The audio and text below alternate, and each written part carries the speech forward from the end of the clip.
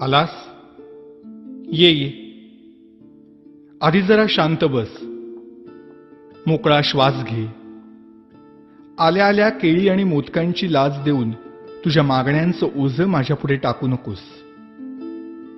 किंवा खरं तर यावर्षी काही मागूच नकोस. मागच्या वर्षीच्या तुझ्या मागण्यांचं काय झालं हे देखील विचारू नकोस. कारण कितीही मागण्या पूर्ण केल्या तरी तुमच्या अपेक्षा वाढतच जातात.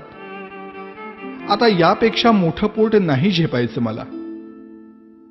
त्यापेक्षा असं कर, यावर्षी माझ्याच काही मागण्या पूर्ण कर.